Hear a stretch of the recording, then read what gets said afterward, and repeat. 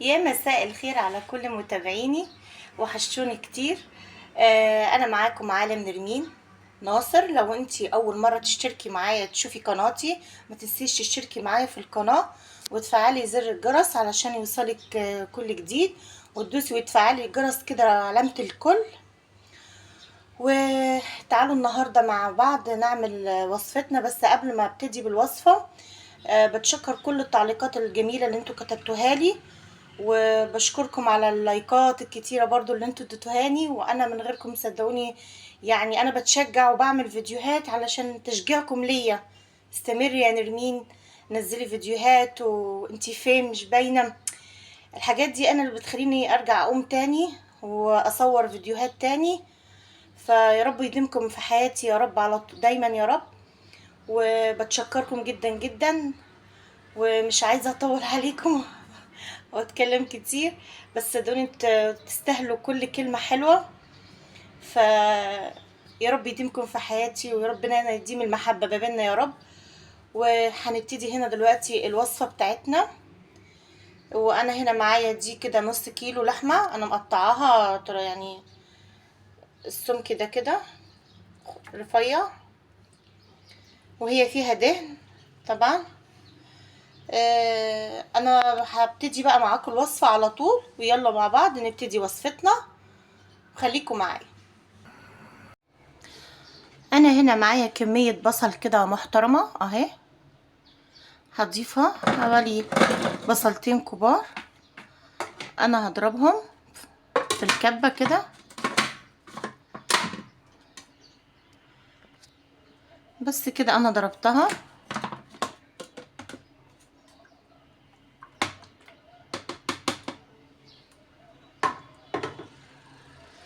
انا كده قوام ده حلو خالص للبصل.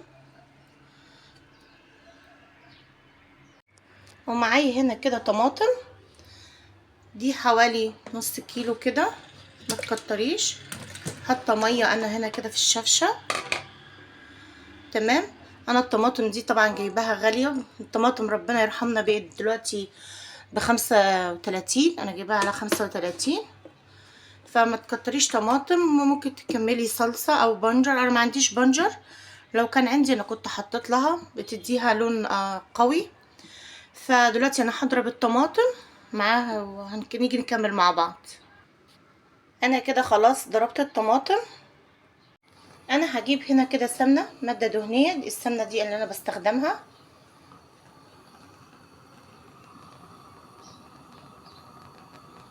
ده النوع اللي انا هستخدمه، دي سمنه بلدي. وهجيب حله كده هنا معايا على النار، احط فيها الماده الدهنيه. واول ما تسخن كده معايا الحله، انا كده الماده الدهنيه الحله سخنت خلاص، هبتدي انزل بقى باللحمه.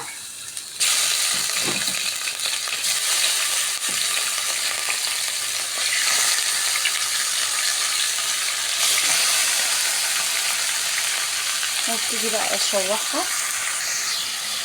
انا هنا كده مع التشويحه هبتدي انزل بفص ثوم كده، حوالي 4 فصوص من الثوم.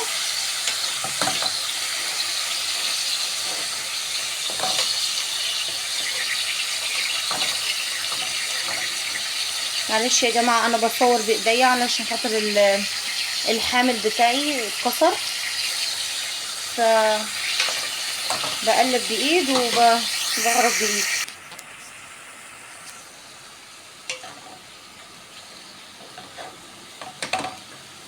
انا مش هحط لها ملح دلوقتي، بس هنزل عليها برشه فلفل اسود وبابري وكاري. احط لها كاري واقلبها. على الريحه بقى ما اوصفلكمش، الريحه فظيعه، ريحه التومه كده مع اللحمه والفلفل الاسمر حكايه. هنزل كده انا بشويه بصل، كميه من البصل اللي انا فرمتها دلوقتي كده. الاكله بتاعتنا دي عايزه بصل كتير.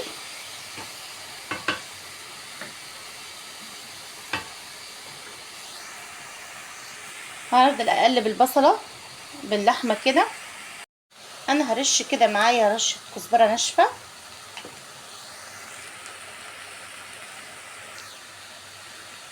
هبتدي كده انا خلاص ابتدي انزل الطماطم.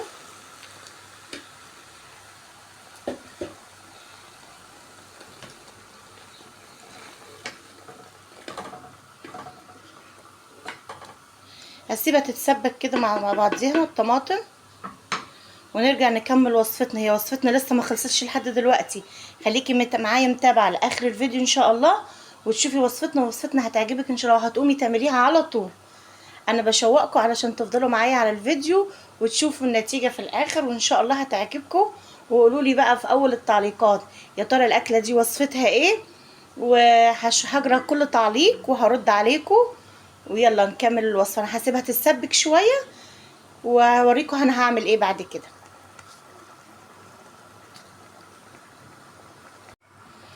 بصي هي كده اتسبكت شويه، انا طبعا مش عايزه اسبكها للاخر، يعني نص تسبيكه. وانا كده خلاص هحط لها الميه. دي ميه مغليه من الكتل. وبص هو الوصفه دي ما بتحبش البهارات الكتير، فما تحاوليش تحطي بهارات كتير، علشان صدقيني البهارات لما بتكتر بتضيع طعم اللحمه. انا غطيتها كده. انا هسوي اللحمه طبعا، هسويها. فهي هتاخد بقى ايه، تشرب من الطماطم والبصل.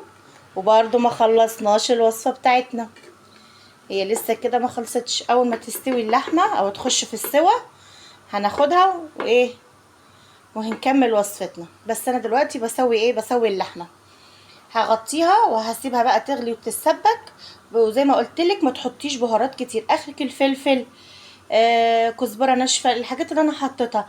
عايزه تجودي من عندك وتحطي، حطي حسب ما انت اللي معاكي في البيت بيحبوا البهارات الكتير ولا لا. بس هي الوصفه بصدقيني مش محتاجه بهارات كتير.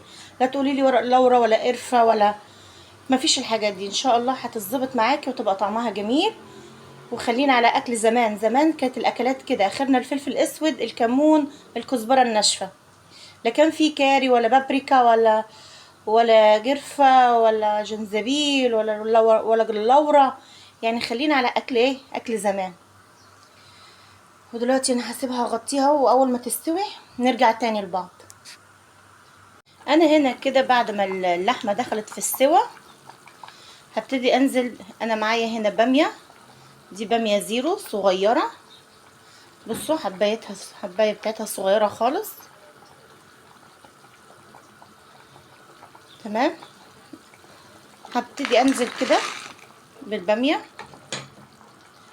خلاص انا حسيت ان اللحمه ابتدت ايه تدخل في السوا معايا. هروح نازله عليها بايه، كميه الباميه دي. وهسيب الباميه تستوي او نص سوا. واول ما تاخد نص سوا كده نكمل ايه الخطوه التانية. تمام. انا بقى هغطي عليها وهسيبها ايه تستوي مع بعض. انا لغايه دلوقتي ما حطيتش ملح، بس هستنى شويه الباميه تستوي وبعدين هنزل بالملح.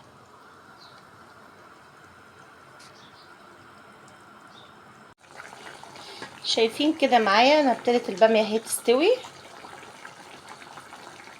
خلاص هبتدي اخدها بقى. الاول هرش لها كده ملح، حوالي ايه نص معلقه كده من الملح.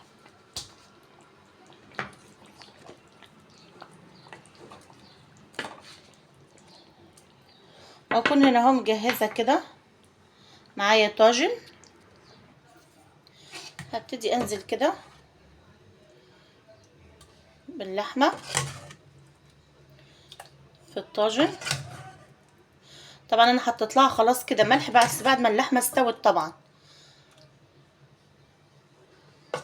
زي ما انتم شايفين كده.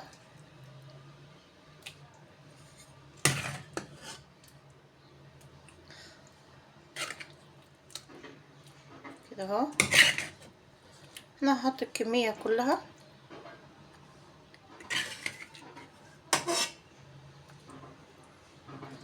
وهرجع بقى ايه احطها في الفرن. احطها في الفرن وارجع لكم تاني.